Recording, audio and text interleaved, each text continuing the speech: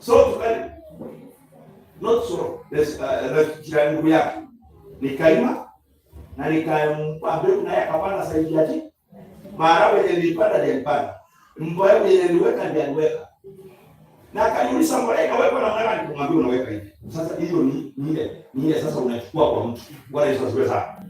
Sasa yangu ikitokelezea na yake inafanya nini?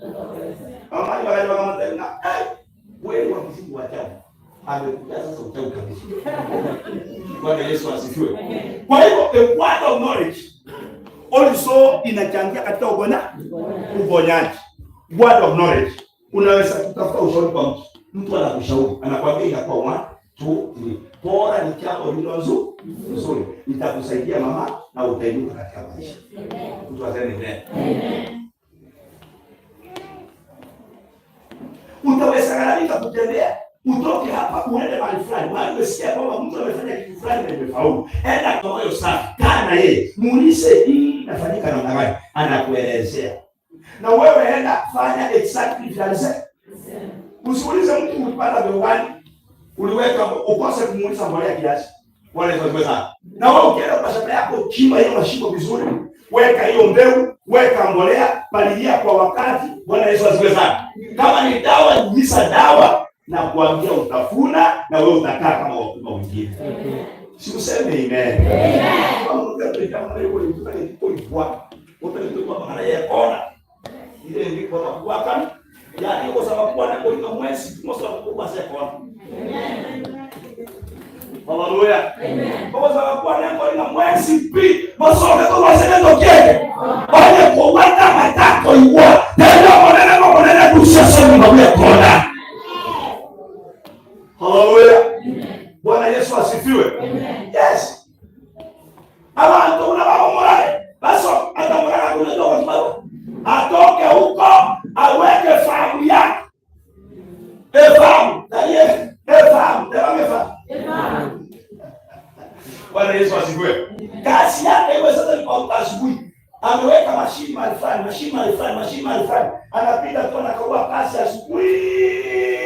Anarudi kwa nyumba. Bwana Yesu asifiwe.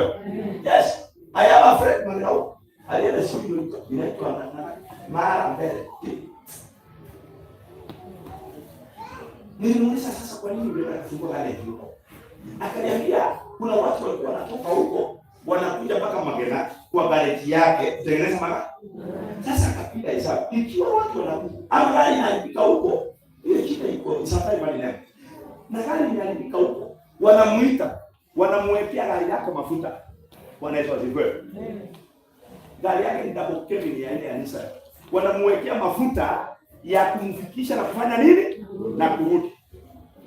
Na kitu yenye anaenda kutengeneza kwa hiyo gari ni kitu ambayo pesa ya mafuta pekee yake kufika na kurudi iko zaidi ya gharama ya kile kifaa kinaenda kuwekwa. Na anaweza fika huko apate hiyo spare hakuna. Tena wamfue arudi kutafuta hiyo spare anafanya nini? Akaona hivi. Wote niende nifungue gari. Akaenda kaweka gari mapata. Hiyo china sijui mara mbele. Sasa hiyo gari imepiki kuliko ya watu ya kisi. Bwana Yesu asifiwe sana. Haleluya. So ndio maana ninakwambia Mungu atuondoe katika maisha ya kutegemea. Mungu atupe neema na kibali ya kutegemea kwa sababu ni knowledge tunatoa kwa wengine, tunaiapply na tunasoma. Tunapesa makofi mazuri. So kama unataka kupona, take those words of knowledge from those people who have that knowledge. Sijui kizini sema unagani kimesema. Tuaseme amen. Lastly, number 3, not last but number 3, a commanding prayer. Kwa kinywa chako kila wakati uwe na commanding prayer. Uwe na maombi ya kuamuru. Bwana Yesu asifiwe. Uwe na maombi ya kufanya nini? Ya kuamuru. Always Jesus commanded healing to the sick, not asking them to be healed. He was commanding healing. Amen. Wale kwa key enough.